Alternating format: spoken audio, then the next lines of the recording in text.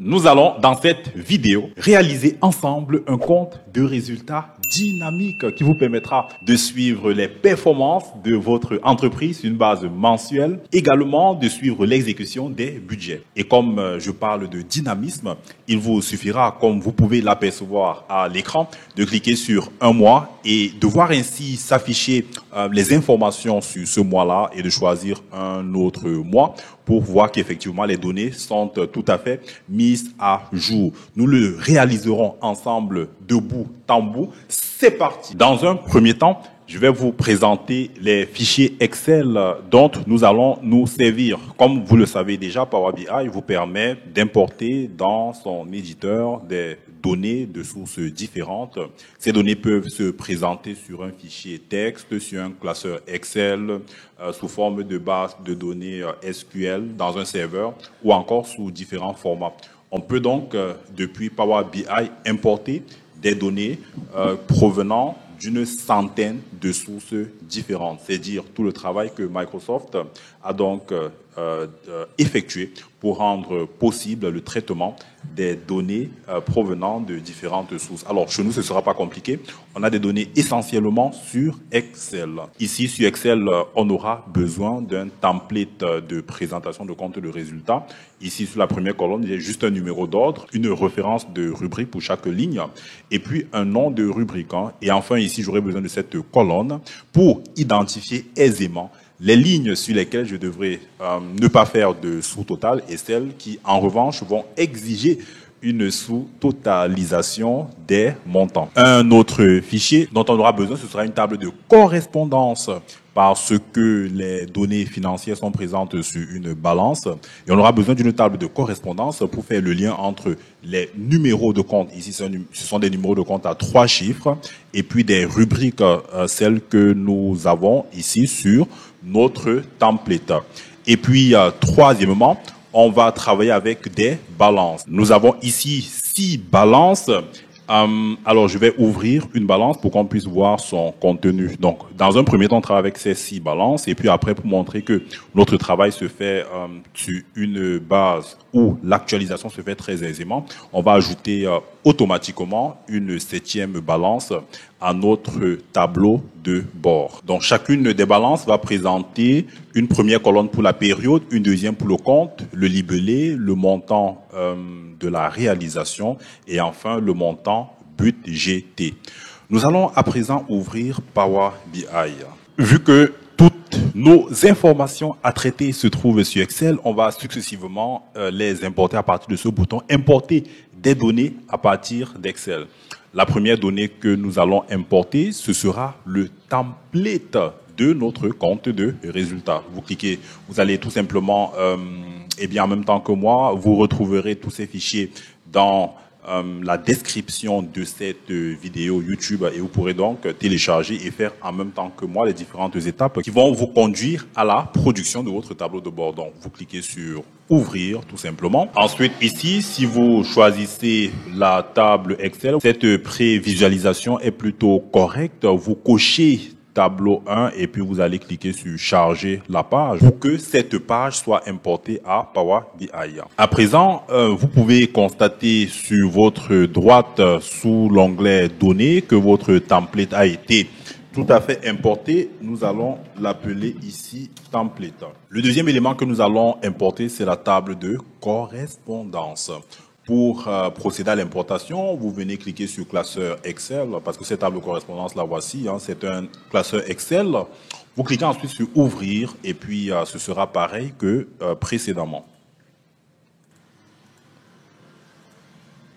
En cliquant sur la table plan de compte, vous avez la prévisualisation, et puis nous allons cliquer sur charger, sans avoir besoin d'aller dans l'interface de Power Query pour procéder à un retraitement. Très bien, je renomme ça table correspondance.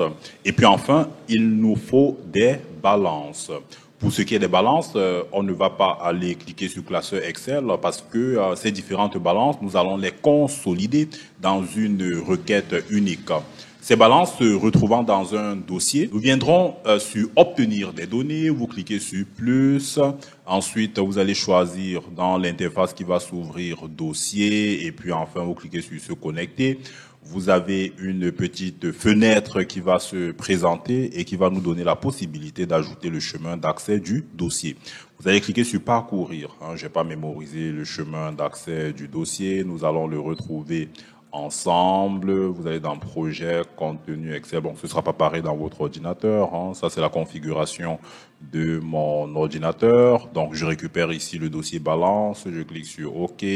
Je clique sur OK une deuxième fois. Ensuite, ici, je vais prendre combiner et transformer les données. À présent, il va se servir de l'exemple de fichier que je vais lui donner pour procéder à la consolidation et à la grégation des informations. Vous pouvez tout à fait changer et choisir de manière précise le fichier à partir duquel il va procéder à l'importation et à la consolidation des informations. Premier fichier, c'est tout à fait cohérent. Toutes les balances que j'importe ont le même format de présentation. Donc, je choisis ici balance. Là, c'est la table. Vous avez ici la prévisualisation de la toute première balance.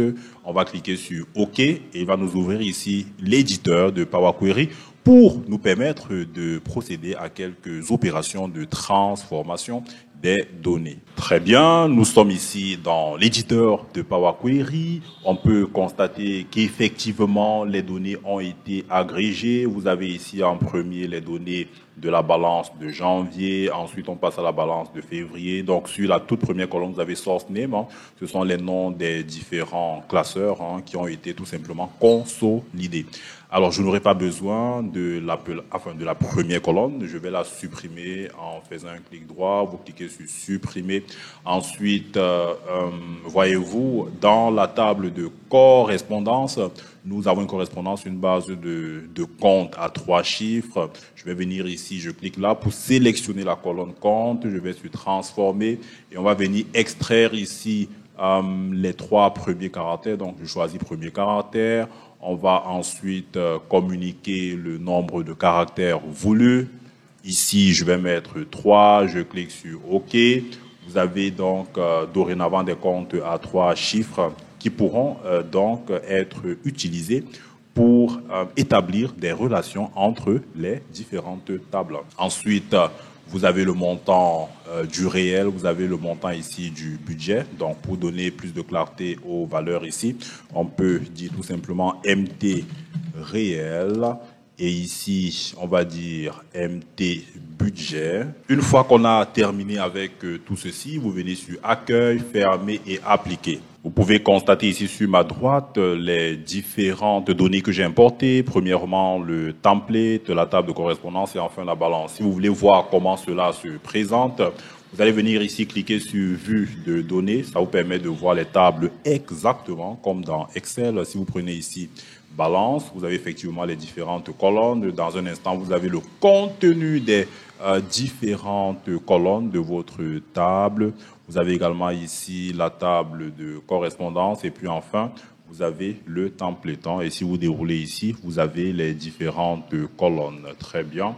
Maintenant, nous allons venir sur l'onglet Relations pour travailler notre modèle de données. Et si on n'a pas eu de relation définie automatiquement, nous allons nous-mêmes définir ces différentes relations.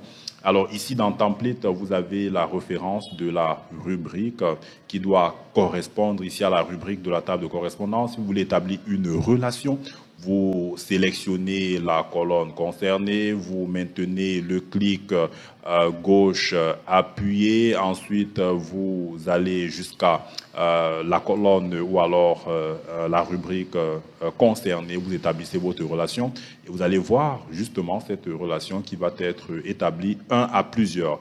Il est également important de contrôler le sens.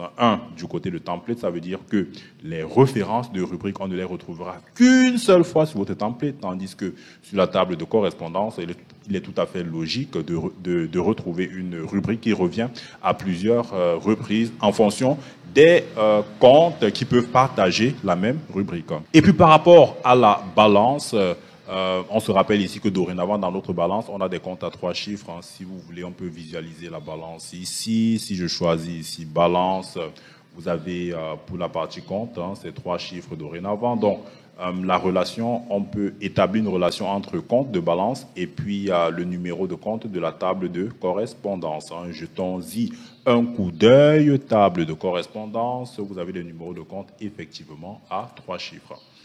Alors, on va venir ici prendre compte, vous tirez jusqu'à numéro compte de la table de correspondance et vous avez ici une relation de quel type? Il va nous dire dans un instant, soyons juste un peu patient, un côté table de correspondance, ça signifie qu'on aura le compte qu'une seule fois dans la table de correspondance et un même compte peut revenir à plusieurs reprises dans la balance. Très bien, c'est excellent. Maintenant, pour qu'on puisse travailler avec des périodes, parce que rappelez-vous, dans la balance, vous avez des périodes. Hein. Vous avez ici en première colonne des périodes. Il faudrait qu'on soit à même de les identifier automatiquement, de pouvoir automatiquement avoir les années, les mois, les trimestres dans notre tableau de bord. Nous allons pour cela devoir créer une table à part, une table qui va nous servir de calendrier. Pour le faire, avant de le faire, je vous encourage déjà à enregistrer votre fichier parce que voyez-vous, vous n'êtes pas épargné par une perte d'informations. Nous allons ici appeler ceci support, compte de résultats, Power BI définitif. Je vais donc enregistrer. Ensuite, créons notre table calendrier. Donc, nous allons venir ici sur nouvelle table afin de créer notre table calendrier. Cette table, nous l'appelons calendar, pour dire calendrier. Ensuite, vous allez utiliser la fonction calendar qui retourne une table à une colonne de toutes les dates comprises entre start date et end date. Donc, on aura besoin d'une date début qui sera le minimum des dates que nous avons dans notre balance. Vous allez prendre ici balance, vous récupérez comme argument la colonne période. Ensuite, vous allez mettre virgule pour définir la date fin qui sera la date maximum de notre balance. Comme ceci, notre calendrier sera un calendrier dynamique qui va toujours et toujours tenir compte des dates incluses dans notre balance et ce calendrier n'ira donc pas au-delà, ce qui permet une bonne gestion des données. Alors, une fois que nous avons terminé ça, on va boucler notre formule calendar en mettant une seconde parenthèse. Vous cliquez sur Entrée et vous avez votre table calendrier qui va apparaître dans un instant. Vous l'avez justement ici. Alors, il conviendra d'ajouter, déjà, on peut établir ici une relation, hein, c'est-à-dire que une date va figurer une seule fois dans le calendar, tandis que la date en question pourra apparaître à plusieurs reprises dans la balance. Donc, ce sera une relation 1 côté calendar et plusieurs côté balance. Maintenant, ce qu'il va nous rester à faire, c'est d'ajouter, on peut ajouter un numéro de mois, ou plutôt, il sera préférable d'avoir le nom d'un mois. Alors, ajoutons un numéro de mois, pourquoi pas. Donc, je viens ici sur calendar. On va créer pour cela une nouvelle mesure. Nous allons devoir créer une nouvelle colonne. Donc, vous cliquez sur nouvelle colonne afin d'avoir ici le numéro de mois. Et ensuite, on s'en servira pour obtenir le nom en lettres du mois. Donc, on va dire ici mois numéro égale, vous utilisez la fonction month. Ensuite, nous allons prendre ici calendar date. Vous fermez les parenthèses et vous aurez ici le numéro du mois. Donc 1 pour janvier, 2 pour février, 3 pour mars, 4 avril, etc., etc. On va ajouter une dernière colonne, nouvelle colonne, pour avoir ici le nom du mois. Ça nous sera super utile pour afficher des données mensuelles, sachant que notre objectif, c'est d'avoir un compte de résultats sur une base mensuelle, un compte de résultats, un compte d'exploitation mensuelle. Ici, notre colonne, on va l'appeler mois non. Ensuite, on va dire que mois non, ce sera égal, on va utiliser ici la fonction d'axe format. Donc, cette fonction marche comment? Vous mettez ici la valeur et puis vous vous allez définir la mise en forme à appliquer, tandis que le local name c'est un argument facultatif, hein, vu qu'il est placé ici dans des crochets. Donc, pour ce qui est de la valeur à formater, eh bien, ce sera la date. Donc, ici, vous allez mettre, on peut mettre tout simplement calendar, date. Ensuite, vous allez mettre ici virgule, et puis dans des guillemets, ça veut dire que les mois tiendront sur 3 caractères. Vous allez fermer.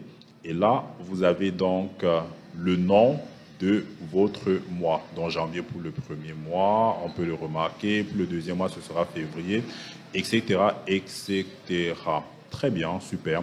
Donc, nous avons ici notre calendrier. Nous avons également pu établir une relation entre le calendrier. Si vous cliquez sur cette ligne qui est le symbole de la relation, vous avez effectivement les champs qui sont concernés par cette relation de part et d'autre. À présent, nous pouvons démarrer la construction de notre tableau de bord. Pour cela, vous venez ici sur affichage du rapport. Nous allons choisir comme forme de visualisation la matrice. Donc, vous cliquez sur matrice et nous allons au fur et à mesure remplir notre matrice. Notre matrice, on va commencer déjà par y déposer notre table de correspondance. Donc, si je viens ici, je déroule la table de correspondance. Je vais choisir ici. Non, c'est pas la table de correspondance, je me suis trompé. Vous choisissez plutôt le template parce que c'est le template qui vous donne ici la forme de votre compte de résultat. Donc là, vous allez récupérer la rubrique. Donc vous allez récupérer la rubrique qui doit remonter sur votre template, qui doit remonter de votre template pour rejoindre ici la matrice. Alors, qu'est-ce qu'on peut déjà observer? On peut observer qu'il nous fait un affichage un peu désordonné. Il a choisi l'ordre dans lequel il va disposer ces informations, mais nous voulons que ces informations soient disposées suivant un numéro d'ordre précis, parce que nous voulons que les sous-totaux apparaissent que les soldes intermédiaires de gestion apparaissent dans des emplacements bien précis, et que les différents éléments de votre compte de résultat s'affichent dans un ordre bien précis également. Pour cela, vous revenez cliquer ici sur rubrique et puis vous allez prendre ici au-dessus trier par colonne. Vous choisissez ici de trier par numéro d'ordre. Vous vous rappelez le numéro d'ordre sur le template que je vous ai présenté sur Excel, c'était la toute première colonne qui allait de 1 et qui graduellement montait jusqu'au dernier numéro de votre template. Donc, on voit ici que nos différentes rubriques s'affichent plutôt correctement dans l'ordre des numéros d'ordre. À présent, nous allons ajouter une nouvelle table dans laquelle nous allons tout simplement inclure des mesures. Donc, cette nouvelle table, vous allez venir ici cliquer sur Entrée des données. Donc, on va ajouter pour cela on va ajouter ici une table qui va essentiellement nous servir à contenir des mesures que nous allons utiliser pour construire notre compte de résultat. On va l'appeler tout simplement calcul. On va venir ici charger et c'est dans cette table calcul qu'on va ajouter des mesures. Donc, première mesure que nous allons définir, ce sera le total de la réalisation, donc le total des montants de la balance. Deuxième mesure, ce sera celui des budgets. Donc, ici, sur calcul, vous cliquez dans un premier temps dessus, vous prenez nouvelle mesure. La première mesure, nous l'appelons total réel. Le total réel, ce sera quoi? Vous allez utiliser la fonction somme sur le réel de votre balance. Donc, je choisis ici balance, montant réel. Vous fermez, vous validez. Là, vous avez le total du réel. On va faire pareil pour le budget. Vous prenez montant, budget, vous fermez et puis vous avez vos deux mesures. Les deux mesures en question, on peut tout à fait les ajouter à notre compte de résultat. Donc, si je prends ici le total réel, je clique juste, alors, avant de cliquer dessus, il aurait fallu sélectionner dans un premier temps notre matrice. Donc, on va supprimer ça parce que là, il a choisi une nouvelle forme. Vous sélectionnez dans un premier temps votre matrice, vous cliquez sur total réel et là, vous allez voir justement les montants des différentes rubriques qui vont s'afficher. Vous pouvez rapidement vous apercevoir qu'il n'y a pas les soldes intermédiaires de gestion. Alors, lorsque vous constatez que certaines rubriques ne ressortent pas sur votre compte de résultats, si vous voulez les voir, on va venir ici sur rubrique. Ensuite, vous allez prendre afficher des éléments sans données, et vous allez justement constater que les lignes de solde intermédiaire ne ressortaient pas. Pourquoi? Parce que, eh bien, lorsque la somme des valeurs des différentes balances elle est faite, elle ne retrouve que ses principales, que ses rubriques. Ces différentes lignes sont des lignes de calcul et nous allons un peu plus loin voir comment réaliser des calculs afin d'alimenter ces différentes lignes-là. Alors, si je clique ici sur Total budget, vous avez également le budget qui va remonter pour chacune des lignes. Maintenant, notre principale préoccupation va être celle d'alimenter tout simplement les soldes intermédiaires de gestion.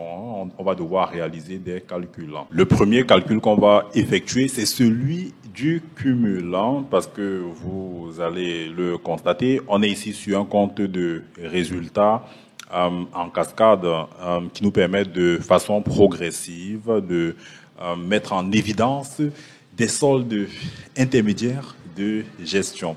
Je vais donc d'abord créer ici une colonne qui va me permettre de retrouver ou alors de mettre une valeur 1 pour chacune des lignes, que ce soit des lignes de détail ou encore des lignes de totaux. Ensuite, cette numérotation que je vais inscrire à l'aide de la fonction d'axe count rows me permettra de calculer mon cumul du réel, mon cumul du budget.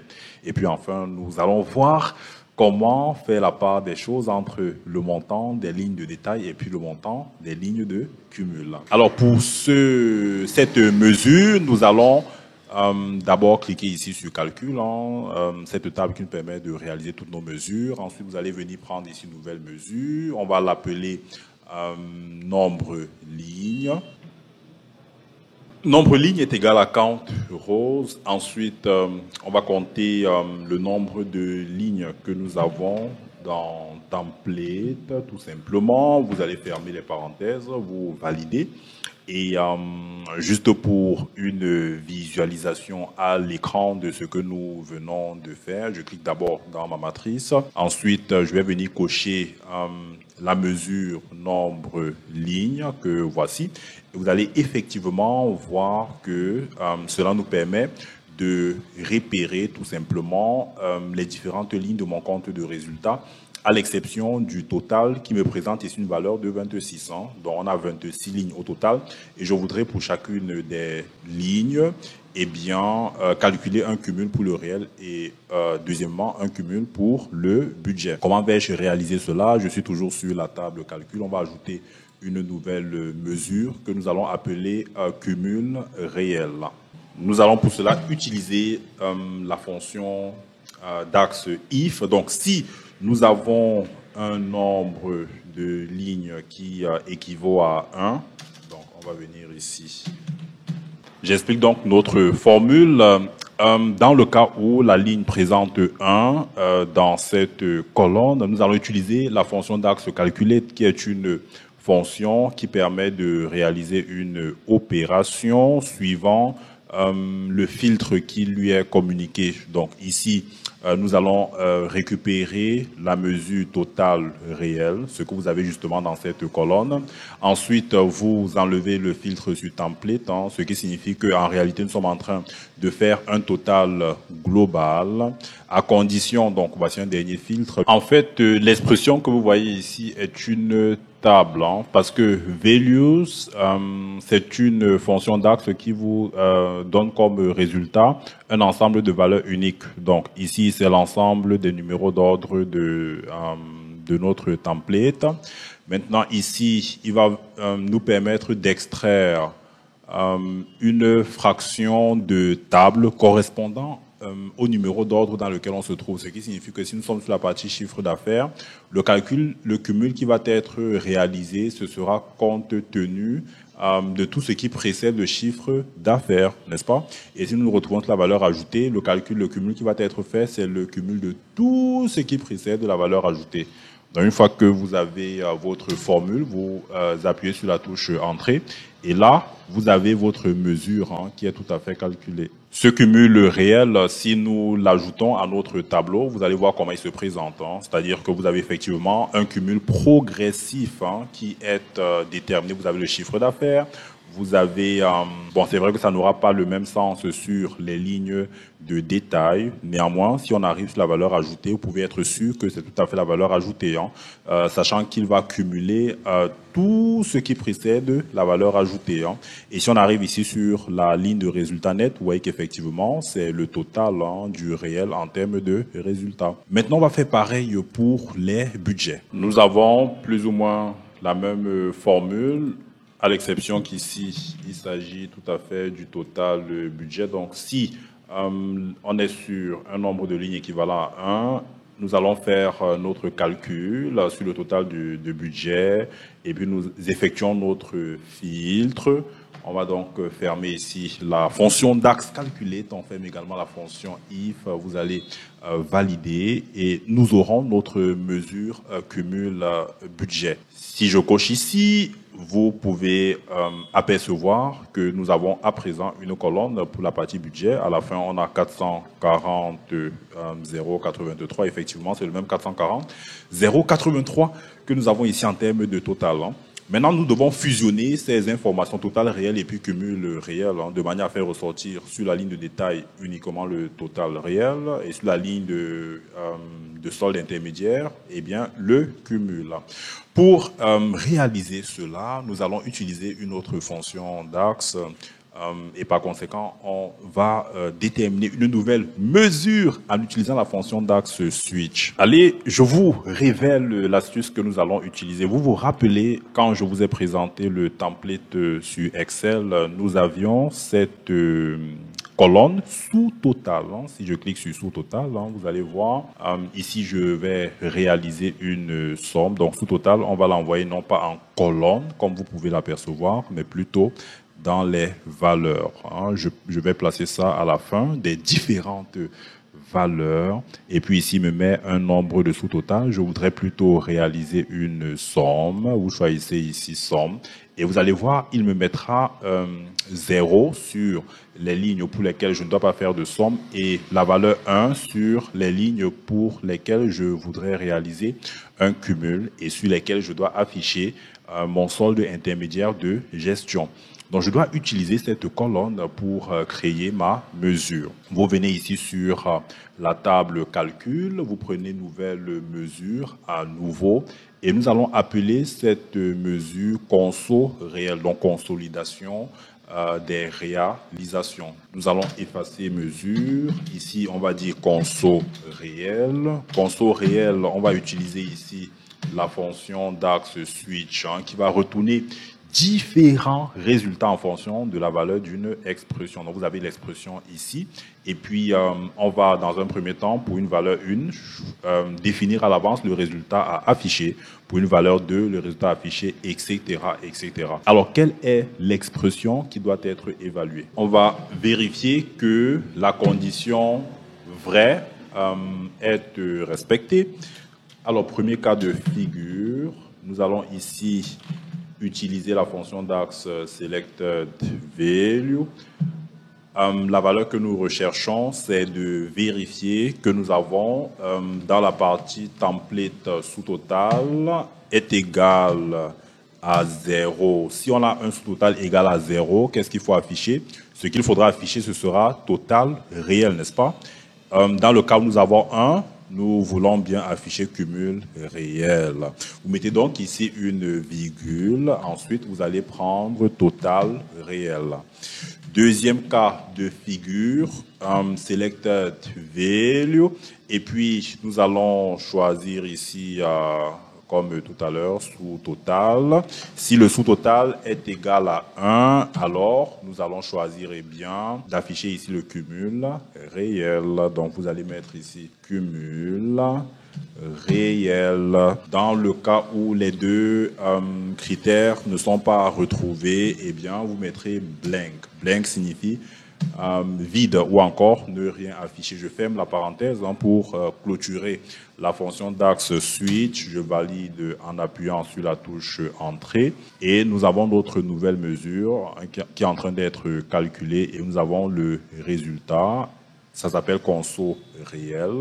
Si vous souhaitez afficher conso réel, on va étendre ici un tout petit peu. Je clique sur conso réel et vous avez cette colonne qui s'affiche. Et vous pouvez comparer et constater qu'on a les valeurs attendues. Nous avons le total réel pour les lignes de détail. Et puis, lorsqu'il est question de faire une somme, comme ici, pour le chiffre d'affaires, vous avez effectivement la colonne cumul réel. Par conséquent, il n'est plus nécessaire de faire ressortir la colonne total réel. On va décocher ici total réel. Faisons également, on va aussi décocher sous total, ça ne nous sert plus à rien. Maintenant, ce qu'on va faire, c'est on peut décocher nombre lignes, cumul réel, on peut également décocher, ce n'est plus utile. Voilà qui nous donne un compte de résultat beaucoup plus intéressant. Maintenant, on va faire pareil pour le total du budget. Je vais désactiver total budget et cumul budget. Ce n'est plus indispensable de les avoir. Cumul budget, total budget. Voilà déjà notre compte de résultat qui comporte deux colonnes importantes. On a notre réalisé, on a notre budget. Maintenant, il nous faut déterminer un écart du réel par rapport au budget. Pour cela, on va calculer une nouvelle mesure que nous appellerons écart sur budget. Ce sera égal tout simplement à conso réel, ça c'est très facile, moins conso budget, et vous validez, vous avez votre écart. La dernière mesure dont on aura besoin, c'est le pourcentage de variation. Donc, si je clique ici, vous allez voir notre écart s'afficher. On aura maintenant besoin d'afficher un pourcentage de variation de notre écart par rapport au budget. Nous allons prendre vous cliquez déjà sur calcul, ensuite nouvelle mesure. On va l'appeler pourcentage écart sur budget. Écart sur budget rapporté à la conso sur budget. Et là, nous avons notre dernière mesure qui est créée. On va l'ajouter à notre tableau. Il est important déjà que cette mesure se présente en pourcentage. C'est pourquoi je clique ici sur pourcentage. Ensuite, on va cocher pour l'intégrer à notre tableau. Et nous avons notre mesure. À votre avis, est-ce nécessaire d'avoir cette ligne de total? Je la trouve complètement inutile, parce que là, nous avons déjà notre résultat, résultat net. Et vous allez remarquer que le total correspond rigoureusement au résultat net. Nous pouvons nous en passer. Vous allez venir ici sur l'onglet visualisation, vous prenez mettre en forme, vous venez désactiver sous toto des lignes. Très bien, il va tout simplement disparaître. Pour que notre compte de résultat soit dynamique, parce que là, il prend en compte toutes les périodes confondues, nous allons lui ajouter un segment. Donc, vous allez cliquer dans le vide. Bon, déjà, réduisons l'espace dévolu à notre matrice. Pour avoir nos segments, vous venez sélectionner la visualisation segment. Ensuite, on va lui ajouter des mois. Les mois, vous les avez dans Calendar. Vous prenez ici mois, non, voilà. Ensuite, pour ce qui est de ces mois, on peut observer qu'il s'affiche dans l'ordre alphabétique. Je souhaiterais, bien entendu, qu'il s'affiche suivant l'ordre des mois. Je viens ici trier par colonne. Ensuite, je vais sélectionner mois numéro, ce qui me permet d'afficher ceci dans l'ordre des numéros de mois et non dans l'ordre alphabétique. Alors, il est en train de faire la mise à jour. Je vais choisir comme un mode d'affichage de mes segments, le mode vignette. Je viens donc ici sur la mise en forme de mon segment. Je prends les paramètres de segment. Au lieu d'avoir ligne verticale, je choisis ici d'avoir plutôt des vignettes. On va étendre un tout petit peu ici. Très bien. Nous avons nos différentes vignettes. Je vais lui enlever l'entête. Ça ne nous sert pas à grand chose. Vous venez ici sur en tête de segment. Vous désactivez Et dorénavant, vous avez votre segment parce que même sans l'entête, on sait très bien que cela renvoie tout simplement au mois. Maintenant, est-ce que ces segments sont dynamiques? Si je clique sur janvier, est-ce qu'il y a une mise à jour des informations? Tout à fait. Si vous choisissez de venir sur mai, par exemple, on peut observer qu'il y a tout à fait un dynamisme. Si je clique là, ça m'affiche les données des 6 mois inclus. Alors, on va aller un peu plus loin dans la mise en forme. Je voudrais que ce soit pas touffu. Je vais enlever non seulement le grillage, mais également les couleurs que vous avez sur ces différentes lignes. Je vais cliquer dans un premier temps sur la matrice. Je viens ici sur la mise en forme. Nous allons prendre ici présélection de style. On va prendre un style minimaliste. Donc, vous cliquez sur minimal. Vous allez voir la conséquence sur notre tableau. Voilà, il est plus lisible. On va également venir enlever la grille pour que ce soit encore plus lisible. Je mets la largeur sur 0. Donc, voilà, ça permet ici d'avoir une meilleure présentation. Alors, comme dernière mise en forme de notre matrice, ce qu'on va faire, eh bien, c'est tout simplement de mettre en surbrillance, notamment sur l'arrière-plan, de mettre en surbrillance les lignes qui comportent nos soldes intermédiaires de gestion. Comment va-t-on réaliser cela? Nous allons venir ici sur l'onglet visualisation. Vous sélectionnez ici la mise mettre en forme. Ensuite, vous allez cliquer sur éléments de cellule. On va successivement le faire pour la colonne conso réel, conso budget, écart sur budget et puis pourcentage écart. Donc conso budget, vous allez venir activer la couleur d'arrière-plan. Ensuite, vous voyez le résultat ici pour ce qui est de l'activation de la couleur d'arrière-plan, mais c'est pas ça le résultat final que nous souhaitons obtenir. Du coup, on va construire ensemble qu'est-ce qu'on souhaite obtenir pour la couleur d'arrière-plan. On veut établir une règle. On va se servir du champ sous-total. C'est le sous-total qui nous permet de, alors sur la fonction somme, pardon. Donc, nous voulons que pour un sous-total où on a une valeur 1, et puis nous allons mettre ici nombre. Qu'est-ce qu'on voudrait? Qu'on affiche, n'est-ce pas, un dégradé. Donc on va cliquer OK. Et on va faire exactement pareil. Vous voyez le résultat, n'est-ce pas? On va faire pareil pour les autres colonnes. Et là, nous avons notre mise en forme qui est faite pour l'ensemble de nos colonnes. À présent, ce qu'il va nous rester, c'est d'avoir une en-tête pour notre tableau de bord. Pour ce qui est de l'en-tête, vous venez ici sur Insérer, vous prenez une zone de texte. Pour notre zone de texte, on va lui donner une couleur d'arrière-plan. Pour ce qui est de la couleur d'arrière-plan, on peut choisir d'être dans la même tendance que la couleur de dégradé. On va choisir ici une couleur bleue comme arrière-plan. Donc vous venez ici sur Effet. Ensuite, couleur d'arrière-plan. On va choisir ici, allons dans Autre couleur. Ensuite, vers le bleu.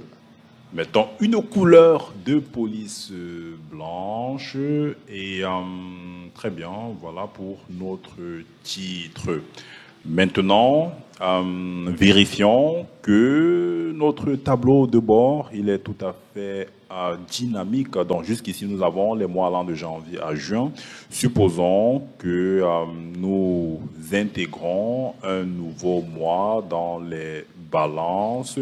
Je vais ici on va faire un clic droit, copier. On va prendre la balance on va simuler un ajout de balance. On va venir coller ici la balance du mois de juillet et nous viendrons tout simplement cliquer sur Accueil. Ensuite, vous prenez Actualiser et puis on verra est-ce que ce tableau de bord va tout à fait être actualisé de façon à intégrer le nouveau mois, le mois de juillet. On va attendre quelques instants que notre tableau de bord soit mis à jour pour confirmer cette information.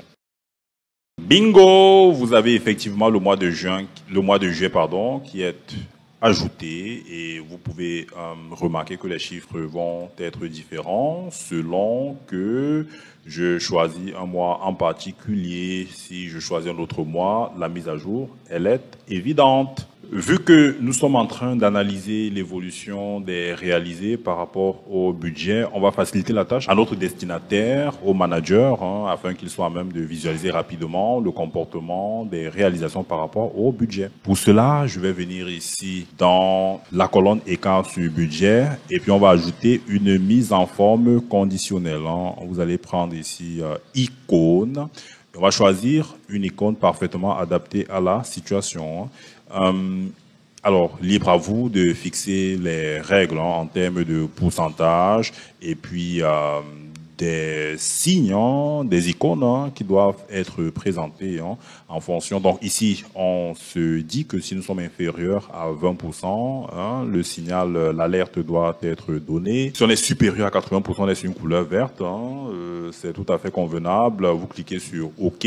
Et puis, vous allez voir afficher sur votre tableau de bord ces différentes icônes, ce qui est beaucoup plus agréable à lire à présent. Merci à toi d'avoir regardé cette vidéo jusqu'à la fin. Comme tu as pu le constater dans cette présentation, pour maîtriser et être à l'aise sur Power BI, il est essentiel de maîtriser Power Query. Pour cela, j'ai produit une formation maîtriser Power Query de débutant à professionnel. Il y a un lien dans la description afin de t'aider à te former pleinement sur ce sujet. J'accorde 10% de réduction jusqu'à la fin du mois. Il faut en profiter. Pour le reste, je vous dis à très bientôt dans une nouvelle vidéo de la chaîne Vidéo de Compta.